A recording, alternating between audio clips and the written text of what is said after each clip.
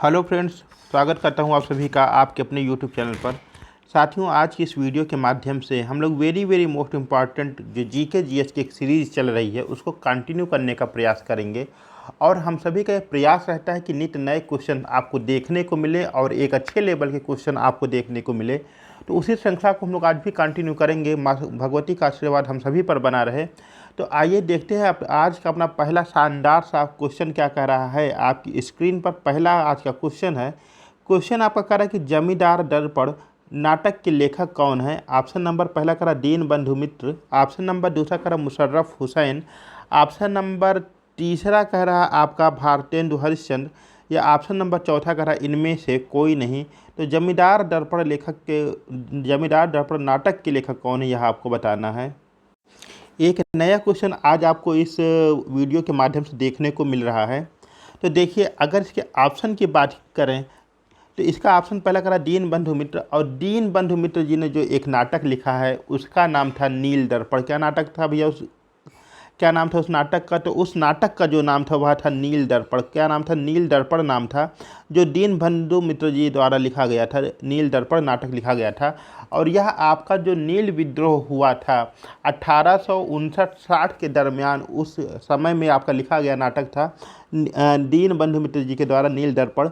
इस नील आंदोलन में क्या हुआ था, क्यों आपका जो बिहार है और आपका पश्चिम बंगाल का क्षेत्र है, यहाँ पर ब्रिटिश कर्मचारियों के द्वारा स्थानीय किसानों को कुछ अग्रिम राशि देकर के जबरन नील की खेती करवाई जाती थी। और यह जिनको अग्रिम राशि दी जाती थी, यह जो इसका बाजार मूल्य था नील का, उससे बहुत कहीं ज़्यादा कम होती थी, जिसके वजह से जो वहाँ के स्थानीय किसान थे, कृषक थे, उनके अंदर एक विद्रोह की भावना जागृत हुई और परिणाम स्वरूप आपको नील विद्रोह देखने को मिलता है।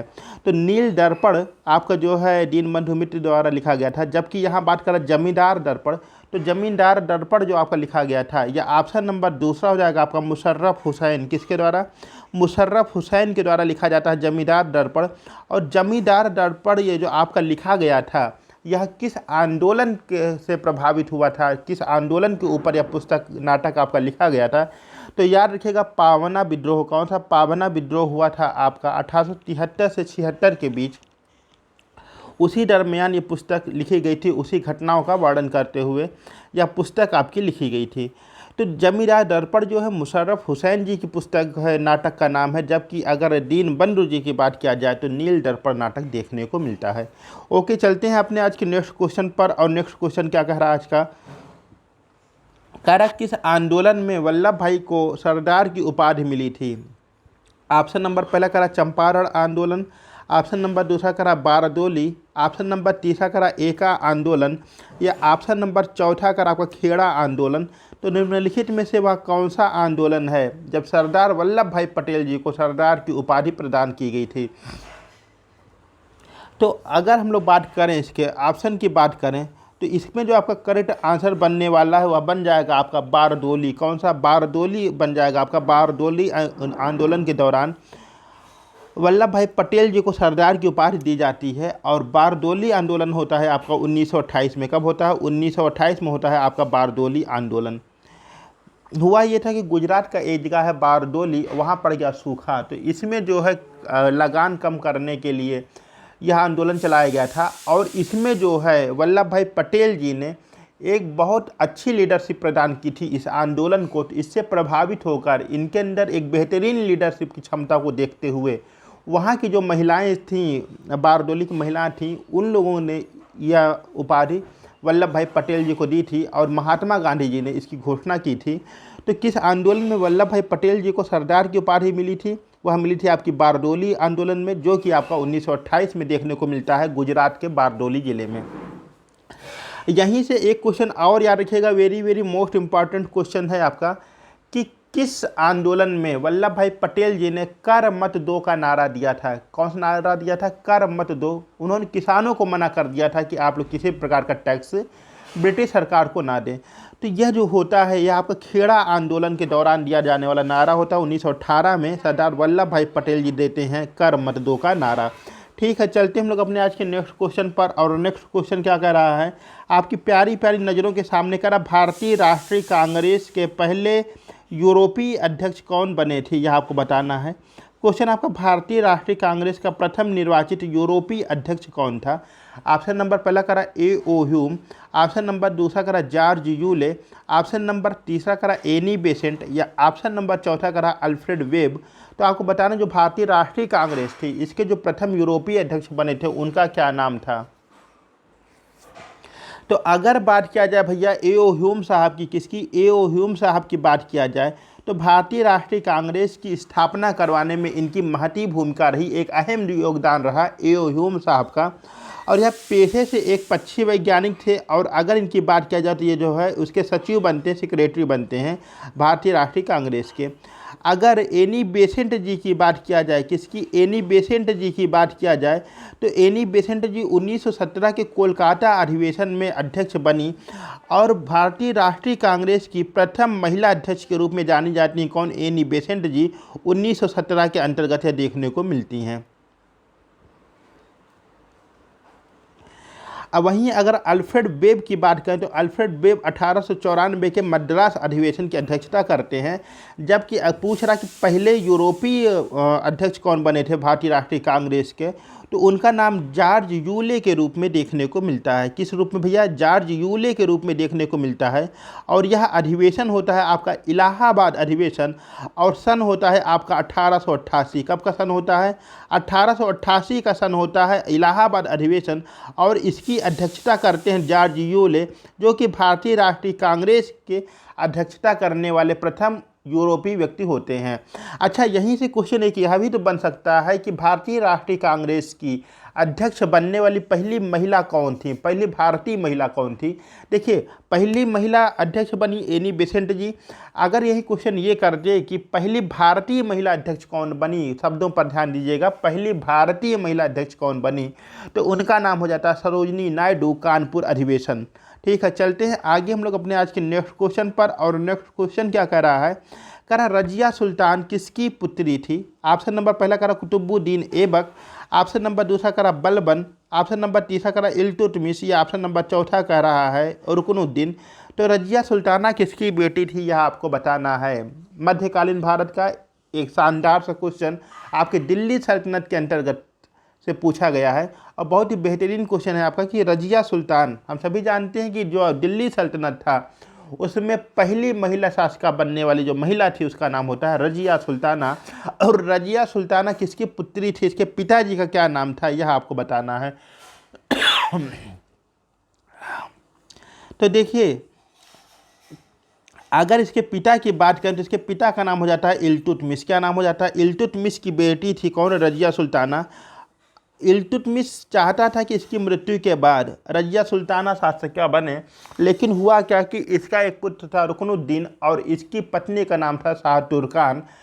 और जो इसके दरबार में मंत्री लोग थे वो कतई नहीं चाहते थे कि एक महिला शासिका उनके ऊपर शासन करे लाहौल बिला कुबत। उनके लिए बहुत ही शर्म की बात होती, महिलाओं के जो है कैसे ये शासिका बनते देख सकते थे। इसलिए इन लोगों ने चाल चली और इल्तुतमिश का अयोग्य पुत्र, जिसको रुकनुद्दीन के नाम से जानते हैं, रुकनुद्दीन को शासक बना दिया। लेकिन हुआ ये कि रुकनुद्दीन शासक तो बन गया, बकलोल टाइप का आदमी था। शासन की पूरी बागडोर जो थी वो जो है इसकी माँ शाह तुर्कान के हाथ में चली गई। और शाह तुर्कान जो थी एक भ्रष्ट और बहुत ही क्रूर महिला थी, पूरे राज्य में तबाही मचा दी, त्राही त्राही हो गया। इधर जो है रजिया सुल्ताना भी मौका टाड़ी थी। ये क्या कि जनता के सामने न्याय मांगने पहुंच जाती कि मेरे पिताजी कहते कि शासिका तुम्हें बनना है, और मेरी माँ और कुछ दरबारी मिल करके ज़बरदस्ती रुकनुद्दीन को शासक बना देते हैं। जनता ने इनका साथ दे दिया। मजबूरी में रजिया सुल्तान के भाई रुकनुद्दीन और माता को बागडोर रजिया के हाथ में सौंप कर वापस जाना पड़ा। तो रजिया सुल्तान के अगर पिता की बात करें तो यह इल्तुतमिश के रूप में देखने को मिलते थे। चलते हैं क्वेश्चन नंबर 5 की ओर। और आज का शानदार सा अपना क्वेश्चन नंबर 5वां क्या कह रहा है, देखो भैया। क्वेश्चन नंबर 5वां कह रहा है कि किस वेद को संगीत का जनक कहते हैं। इससे आसान और इससे इम्पॉर्टेंट क्वेश्चन कोई आज की वीडियो में तो कोई हो ही नहीं सकता। किस वेद को संगीत का जनक कहते हैं? ऑप्शन नंबर पहला करा ऋग्वेद, ठीक है। ऑप्शन नंबर दूसरा करा यजुर्वेद, कोई दिक्कत नहीं। ऑप्शन नंबर तीसरा करा सामवेद, कोई दिक्कत नहीं। ऑप्शन नंबर चौथा करा अथर्ववेद। तो इसमें किसको जो है संगीत का जनक किस वेद को कहते हैं यह आपको बताना है। तो देखो भैया, अगर सबसे प्राचीन, अगर प्राचीनतम वेद की बात करें तो कौन सा हो जाएगा? ऋग्वेद। कौन सा हो जाएगा? ऋग्वेद हो जाएगा। जबकि अगर नवीनतम वेद की बात करेंगे तो हो जाएगा आपका अथर्ववेद। कौन सा वेद हो जाएगा? अथर्ववेद। तो जो आपका प्राचीनतम वेद होगा, जिसकी रचना सबसे पहले की जाती है, उसका नाम हो जाएगा आपका ऋग्वेद। और जो सबसे नया आपका वेद होगा, उसका नाम होता है अथर्ववेद। यहाँ तक की बात क्लियर हो गई। अब देखिए, तीन वेदों को मिलाकर, किसको? तीन वेदों को मिलाकर, यानी कि आपका ऋग्वेद, यजुर्वेद और सामवेद, इन तीन वेदों को मिलाकर वेद त्रयी की संज्ञा दी जाती है। किसकी संज्ञा दी जाती है? वेद त्रयी की संज्ञा दी जाती है। ये जो आपके तीनों वेद हैं, ऋग्वेद, यजुर्वेद और सामवेद, इनकी रचना जो है एक समय पीरियड में होती है, टाइम पीरियड में होती है। जबकि अथर्ववेद, इससे क्या होता है? बाहर होता है। अथर्ववेद की रचना काफ़ी बाद में होती है। तो यहाँ पर क्वेश्चन आपसे कर रहा है कि संगीत का जनक किसे माना जाता है? तो भैया देखो, शास्त्र संगीत और शास्त्र सामवेद, यानी ऑप्शन नंबर तीसरा यहाँ पे करेक्ट आंसर बन गया आपका, कि जो संगीत का जनक माना जाता है उसे सामवेद को माना जाता है। अच्छा, अब एक काम करते हैं, इसके उपवेद कौन कौन से हैं तो उनको भी याद कर लीजिएगा। जो आपका ऋग्वेद है, कौन सा? ऋग्वेद। जो ऋग्वेद का आपका उपवेद देखने को मिलता है, या यजुर्वेद, वो सॉरी क्या मिलता है आपका? वो यह आपका आयुर्वेद के रूप में देखने को मिलता है। ऋग्वेद का जो होता है उपवेद होता है आपका आयुर्वेद। क्या होता है? आयुर्वेद होता है। अगर यजुर्वेद की बात करें तो आपका धनुर्वेद हो जाता है। कौन सा हो जाता है? धनुर्वेद हो जाता है आपका। सामवेद की बात करें तो ये गंधर्व वेद हो जाता है। कौन सा हो जाता है? गंधर्व वेद हो जाता है आपका सामवेद का उपवेद। और जबकि अगर हम बात करें अथर्ववेद की, तो शिल्प वेद इसका उपवेद के रूप में देखने को मिलता है। तो याद रखना भैया, अगर उपवेद की बात करें तो ऋग्वेद का हो जाता है आयुर्वेद, यजुर्वेद का हो जाता है धनुर्वेद, सामवेद का हो जाता है गंधर्व वेद, और अथर्ववेद का उपवेद हो जाता है शिल्पवेद। ओके, चलते हैं हम लोग अपने आज के नेक्स्ट क्वेश्चन पर। और हमारा आज का नेक्स्ट क्वेश्चन हमारी प्यारी सी स्क्रीन के ऊपर आप सभी प्यारे प्यारे साथियों के लिए कह रहा, वेदों की ओर लौटो का नारा किसने दिया था? Very very most important question. वेदों की ओर लौटो का नारा किसने दिया था? ऑप्शन नंबर पहला करा राजा राम मोहन राय, ऑप्शन नंबर दूसरा करा स्वामी विवेकानंद जी, ऑप्शन नंबर तीसरा करा आपका स्वामी दयानंद सरस्वती, या ऑप्शन नंबर चौथा करा मेरे भैया अरविंद घोष। तो आपको बताना है कि वेदों की ओर लौटो का नारा किसने दिया था। राजा राम मोहन राय जी की बात किया जाए, 1772 में इनका जन्म होता है कोलकाता के अंतर्गत, और इन्हें भारतीय पुनर्जागरण का अग्रदूत की संज्ञा दी जाती है राजा राम मोहन राय जी को। 1828 के अंतर्गत इन्होंने ब्रह्म समाज की स्थापना की थी। ठीक, स्वामी विवेकानंद जी की बात किया जाए, यूथ आइकन स्वामी विवेकानंद जी, तो स्वामी विवेकानंद जी के द्वारा एक बहुत ही फेमस डायलॉग, एक बहुत ही अच्छा इनके द्वारा एक विचार दिया गया था कि उठो जागो और तब तक ना रुको जब तक कि लक्ष्य की प्राप्ति ना हो जाए। स्वामी दयानंद सरस्वती जी की बात किया जाए तो इनका जन्म होता है 1824 में। कहाँ पर होता है भैया? गुजरात के मोराबी जिले में होता है इनका जन्म। और इन्होंने ही वेदों की ओर लौटो का नारा दिया था। किसका नारा दिया था? स्वामी विवेकानंद, स्वामी दयानंद सरस्वती जी ने वेदों की ओर लौटो का नारा दिया था। और अगर बात करें इनकी मृत्यु की, तो स्वामी दयानंद सरस्वती जी की जो मृत्यु होती है वो 1883 में दीपावली के दिन अजमेर में हो जाती है। और इनके बारे में यह कहा जाता है कि कुछ विरोधियों के द्वारा इन्हें कांच पीस के पिला दी जाती है, जिसकी वजह से इनकी मृत्यु हो जाती है। स्वामी दयानंद सरस्वती जी अपने जीवन काल में एक समाज सुधार के लिए एक बहुत बड़े स्तर पर विभिन्न क्षेत्रों में अपना एक नया शुरुआत किए थे, एक नई दिशा देने का कार्य किए थे, जिसमें इन्होंने गौरक्षणी सभा का भी गठन किया था। स्वामी दयानंद सरस्वती जी का ही नारा था वेदों की ओर लौटो। जबकि अगर अरविंद घोष साहब की बात करें तो अरविंद घोष जी जो थे, यह भी दयानंद सरस्वती जी के ही बहुत ही अच्छे अनुयायी थे। और इन्होंने जो नारा दिया था अरविंद घोष जी ने, उन्होंने कहा वेदों की ओर लौटो, ना कि वैदिक काल की ओर। इन दोनों लोगों ने वेदों को जो सर्वोच्च माना था। चलते हैं आगे हम लोग अपने आज के नेक्स्ट क्वेश्चन पर। और नेक्स्ट क्वेश्चन क्या कह रहा है वो देखते हैं। कह रहा है विश्व शिक्षक दिवस कब मनाया जाता है? वर्ल्ड टीचर्स डे कब मनाया जाता है?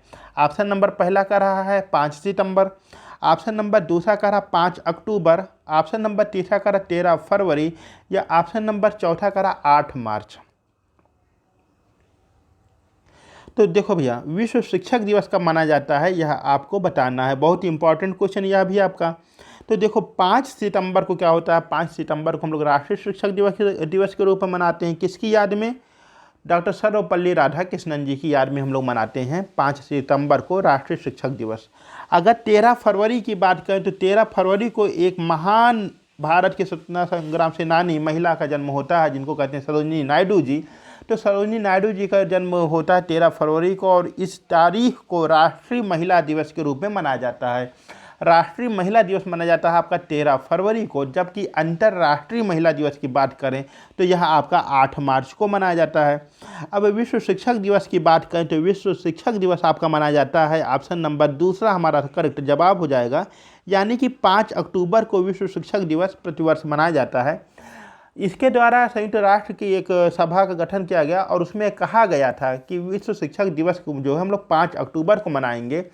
इसमें क्या है, जो भी शिक्षक चाहे वो सेवानिवृत्त हो चुके हों चाहे वो अभी सेवा में हों, उनके योगदान को जो है सम्मानित करने के लिए क्या करेंगे, विश्व शिक्षक दिवस का आयोजन प्रतिवर्ष 5 अक्टूबर को किया जाएगा। चलते हम लोग आगे के अपने नेक्स्ट क्वेश्चन पर। और आज का नेक्स्ट क्वेश्चन क्या कह रहा है, कह रहा मैत्री सेतु से जुड़े देश हैं। ऑप्शन नंबर पहला कह रहा है आपका भारत और नेपाल, ऑप्शन नंबर दूसरा कह रहा है आपका भारत और श्रीलंका, ऑप्शन नंबर तीसरा कह रहा है आपका भारत और बांग्लादेश, या ऑप्शन नंबर चौथा कह रहा है आपका भारत और म्यांमार। तो आपको बताना है कि मैत्री सेतु से जुड़े हुए कौन से देश हैं।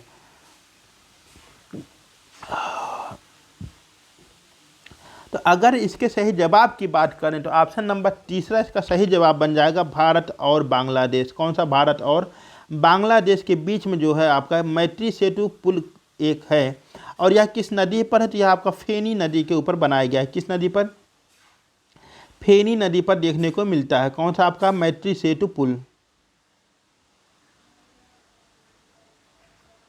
ठीक, फेनी नदी पर आपका देखने को मिलता है। अब बात किया जाए कि जो भारत के पड़ोसी देश हैं उसमें जो भारत की सर्वाधिक सीमा साझा होती है वह अब आपकी बांग्लादेश देश के साथ में साझा होती है। 4096 किलोमीटर की कुल सीमा हम साझा करते हैं बांग्लादेश के साथ में। अभी यहीं पर आपको देखे होंगे, अभी हाल में ही पिछले महीने ही यहाँ पर क्या हुआ था, एक विद्रोह हो गया था, गृह युद्ध की जैसी स्थिति इनके यहाँ आ गई थी, और यहाँ की जो प्रधानमंत्री शेख हसीना जी थी उनको जो है भागकर भारत आना पड़ा था। तो मैत्री सेतु आपके बांग्लादेश और भारत के बीच में है। भारत के जो है, भारत के त्रिपुरा राज्य से यह जो है इसकी सीमा शुरू होती है मैत्री सेतु की। तो चलते हैं आज के नेक्स्ट क्वेश्चन पर। और नेक्स्ट क्वेश्चन क्या करा देखते हैं, क्वेश्चन नंबर 9 करा फूलों की घाटी किस जिले को कहा जाता है। ऑप्शन नंबर पहला करा उत्तरकाशी, ऑप्शन नंबर दूसरा करा अल्मोड़ा, ऑप्शन नंबर तीसरा करा टिहरी, या ऑप्शन नंबर चौथा करा चमोली। तो इसमें से कौन सा जिला है जिसे हम लोग जो है फूलों की घाटी के नाम से जानते हैं। तो जो फूलों की घाटी के नाम से भैया जाना जाता है, उपनाम लिया जाता है, वह उत्तराखंड का आपका चमोली जिला हो जाता है। कौन सा हो जाता है, चमोली जिला हो जाता है आपका, जिसे हम लोग फूलों की घाटी के नाम से जानते हैं।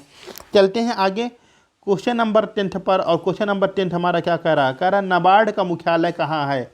अपने आप में बहुत ही एक अच्छे लेवल का क्वेश्चन, आपके कई बार एग्जाम में रिपीटेड क्वेश्चन है यह, कि नाबार्ड का मुख्यालय आपको कहाँ देखने को मिलता है। पहली बात, दूसरी बात, नाबार्ड की फुल फॉर्म क्या है, तीसरी बात, इसकी स्थापना किस वर्ष हुई, और चौथा जो इसमें मोस्ट इम्पॉर्टेंट क्वेश्चन बनता है वह यह बनता है कि नाबार्ड की स्थापना किस पंचवर्षीय योजना के अंतर्गत हुई। पांचवा जो आपका इंपॉर्टेंट क्वेश्चन बनता है कि किस कमेटी के सिफारिश पर नाबार्ड की स्थापना की गई थी। तो एक क्वेश्चन के अंतर्गत हम लोग 5-5 क्वेश्चन को देखने वाले हैं। तो नाबार्ड का मुख्यालय कहाँ है यह आपको बताना है। तो देखो भैया, नाबार्ड का मुख्यालय हो जाता है आपका मुंबई में। कहाँ हो जाता है, मुंबई में हो जाता है, यानी ऑप्शन नंबर तीसरा हमारा करेक्ट आंसर बन जाएगा। अब बात करते हैं कि नाबार्ड की स्थापना कब की गई थी, कब की गई थी। तो याद रखिएगा 12 जुलाई, कब, 12 जुलाई 1982 में। कब की गई थी, 12 जुलाई 1982 में नाबार्ड की स्थापना की गई थी। ठीक है, अब क्वेश्चन ये करेगा कि किस पंचवर्षीय योजना की बात, किस पंचवर्षीय योजना के अंतर्गत इसकी स्थापना की गई थी। तो याद रखना भैया, छठी पंचवर्षीय योजना थी। कौन सी थी, छठी पंचवर्षीय योजना थी, जिसके अंतर्गत नाबार्ड की स्थापना की गई थी। तो नाबार्ड की स्थापना कब की गई थी, आपकी 12 जुलाई 1982 में की गई थी। और कौन सी पंचवर्षीय आपकी थी, तो आपकी छठी पंचवर्षीय थी।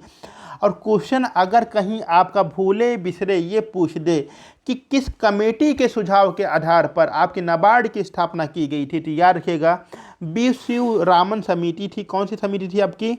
बी शिवरामन समिति थी, बी शिवरामन समिति के सुझाव पर, इसकी सिफारिश पर नाबार्ड की स्थापना की गई थी। और अगर बात करें इसका फुल फॉर्म क्या होता है तो national bank for rural and agricultural, national bank for agricultural and rural development इसकी फुल फॉर्म देखने को मिलती है। चलते हैं क्वेश्चन नंबर 11 पर। और क्वेश्चन नंबर 11 क्या कह रहा है? वह कह रहा है आपका national bank for agricultural and rural development. Option number तीसरा यहाँ पे हमारा सही होने वाला है। अगर क्वेश्चन नंबर 11 की बात करें, भारत में सोयाबीन का सर्वाधिक उत्पादन कहाँ होता है? ऑप्शन नंबर पहला करा उत्तर प्रदेश, बिल्कुल नहीं। ऑप्शन नंबर दूसरा करा मध्य प्रदेश, ऑप्शन नंबर तीसरा करा बिहार, या ऑप्शन नंबर चौथा करा राजस्थान। तो इसमें बताना है कि आपका सोयाबीन का उत्पादन सर्वाधिक मात्रा में कहाँ पर देखने को मिलता है। और एक छोटा सा हिंट इसके लिए ये रहेगा कि उसी राज्य को हम लोग सोया प्रदेश की उपमा देते हैं। अब तो बात काफ़ी हद तक क्रिस्टल क्लियर आपकी हो गई है कि किस राज्य को हम लोग सोया प्रदेश की उपमा देते हैं। तो जाहिर सी बात है भैया, एक ही प्रदेश है, कौन सा? मध्य प्रदेश। कौन सा हो जाएगा? मध्य प्रदेश हो जाएगा। यानी कि हमारा ऑप्शन नंबर दूसरा सही जवाब बन जाएगा। क्या बन जाएगा? हमारा सही जवाब बन जाएगा ऑप्शन नंबर दूसरा, मध्य प्रदेश। ठीक है, चलते हैं आगे। और आगे हमारा आज का अगला क्वेश्चन क्या करा राष्ट्रीय चावल शोध संस्थान कहाँ पर स्थित है? कौन सा भैया? राष्ट्रीय चावल शोध संस्थान आपका कहाँ पर स्थित है? ऑप्शन नंबर पहला करा मनीला, ऑप्शन नंबर दूसरा करा आपका कटक, ऑप्शन नंबर तीसरा करा कोलकाता, या ऑप्शन नंबर चौथा करा मुंबई। राष्ट्रीय चावल अनुसंधान संस्थान आपका कहाँ देखने को मिलता है? चावल एक प्रमुख खाद्य फसल के रूप में हमारे सामने देखने को मिलती है। यह आपकी धान से निर्मित होती है। और धान की अगर बात किया जाए कि इसका वैज्ञानिक नाम क्या है धान का, तो ओराइजा सटाइवा। क्या नाम भैया? ओराइजा सटाइवा नाम होता है आपके धान का वैज्ञानिक नाम, साइंटिफिक नेम होता है ओराइजा सटाइवा। खैर, बात करा कि राष्ट्रीय चावल शोध संस्थान आपका कहाँ पर देखने को मिलता है, तो यह आपका कटक के अंतर्गत देखने को मिलता है। कहाँ देखने को मिलता है? कटक में आपका देखने को मिलता है राष्ट्रीय चावल शोध संस्थान। और मेरे प्यारे भैया, अगर यहीं पे क्वेश्चन ये घुमा दे कि अंतर्राष्ट्रीय चावल शोध संस्थान कहाँ पर देखने को मिलता है, राष्ट्रीय है तो जाहिर सी बात है भारत के अंदर होगा। कहाँ पर होगा? कटक उड़ीसा में होगा। और अंतर्राष्ट्रीय की बात करें यानी वर्ल्ड लेवल पर कहाँ पर है, तो याद रखना भैया आपके जो है मनीला फिलीपींस में यह देखने को मिलता है आपका अंतर्राष्ट्रीय चावल शोध संस्थान। आपका अगर इंटरनेशनल लेवल का पूछेगा तो मनीला फिलीपींस में देखने को मिलेगा। ठीक है, चलते हैं आगे हम लोग आज के अपने नेक्स्ट क्वेश्चन पर। और नेक्स्ट क्वेश्चन क्या करा रेशम कीट पालन क्या कहलाता है? ऑप्शन नंबर पहला करा एपीकल्चर, ऑप्शन नंबर दूसरा करा हॉर्टिकल्चर, ऑप्शन नंबर तीसरा करा सेरीकल्चर, या ऑप्शन नंबर चौथा करा फ्लोरीकल्चर। तो रेशम कीट पालन आपका क्या कहलाता है, यह आपको बताना है।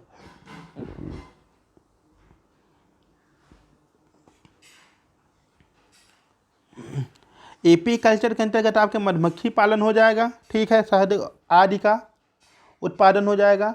अगर बात करें ऑप्शन नंबर तीसरे की यानी सेरीकल्चर, तो सेरीकल्चर आपका संबंधित हो जाता है रेशम कीट के पालन से संबंधित हो जाता है। इसमें क्या करते हैं हम लोग? रेशम कीट का पालन करते हैं और इससे फिर हम लोगों को रेशम प्राप्त होते हैं और उसके द्वारा उसको प्रोसेस करके बाद में हमारे कपड़े बनते हैं, वस्त्र आदि बनते हैं। चलते हैं हम लोग आगे। फ्लोरीकल्चर में क्या होता है? तो फूलों का अध्ययन किया जाता है फ्लोरीकल्चर के अंतर्गत। और चलते हैं आगे हम लोग अपने आज के 14वें क्वेश्चन पर। और क्या करा कि रंगा स्वामी कप का संबंध है? ऑप्शन नंबर पहला करा क्रिकेट, ऑप्शन नंबर दूसरा करा हॉकी, ऑप्शन नंबर तीसरा करा नौका दौड़, या ऑप्शन नंबर चौथा करा फुटबॉल। तो देखो भैया, अगर क्रिकेट की बात करें तो क्रिकेट से हो जाता है आपका रिलायंस कप। कौन सा हो जाता है? रिलायंस कप हो जाता है। जबकि अगर रंगा स्वामी की बात करें तो रंगा स्वामी जो शुरू होता है आपका 1928 से। कब से? 1928 से इसकी शुरुआत की जाती है। और रंगा स्वामी कब दिया जाता है आपका? 1928 से। और किस खेल में दिया जाता है? किस खेल में दिया जाता है आपका रंगा स्वामी? कहाँ गया यार? रंगा स्वामी आपको किस खेल में दिया जाता है? तो ऑप्शन नंबर दूसरा आपका सही जवाब बन जाएगा हॉकी। किससे संबंधित हो जाएगा? ये आपका हॉकी से संबंधित हो जाएगा। आपका हॉकी खेल से संबंधित हो जाएगा रंगा स्वामी कप। ठीक है, चलते हमने आज के नेक्स्ट क्वेश्चन और आज के अपने अंतिम पड़ाव की ओर। करा अरावली पहाड़ी किस राज्य में है? ऑप्शन नंबर पहला करा राजस्थान, ऑप्शन नंबर दूसरा करा हिमाचल प्रदेश, ऑप्शन नंबर तीसरा करा उड़ीसा या ऑप्शन नंबर चौथा करा आंध्र प्रदेश। तो बताना जो अरावली पहाड़ी है यह आपकी किस राज्य में देखने को मिलती है। तो देखो भैया जो अरावली पहाड़ी है ये भारत की नहीं बल्कि विश्व की सबसे प्राचीनतम पहाड़ियों में से एक है आपकी अरावली पहाड़ी, और यह आपकी राजस्थान में देखने को मिलती है। कहाँ देखने को मिलती है? राजस्थान के अंतर्गत आपकी देखने को मिलती है अरावली पहाड़ी। और अगर बात किया जाए कि इसकी सबसे ऊंची चोटी कौन सी है, किसकी, अरावली की सबसे ऊंची चोटी कौन सी है, तो याद रखना भैया गुरु शिखर इसकी सबसे ऊंची चोटी हो जाती है। कौन सी हो जाती है? गुरु शिखर इसकी सबसे ऊंची चोटी हो जाती है, गुरु शिखर। इस साथ साथियों आज हम लोग अपने टॉप 15 क्वेश्चंस को देखने का प्रयास करें हैं। उम्मीद करता हूं कि यह वीडियो आप सभी को बहुत ही पसंद आई होगी। और साथियों चैनल पर नए होंगे आप सभी चैनल को सब्सक्राइब अवश्य करेंगे और अपने विचारों से हमें अवश्य अवगत कराएंगे। मिलते हैं अगली वीडियो में, तब तक के लिए नमस्कार, अपना ध्यान रखिएगा।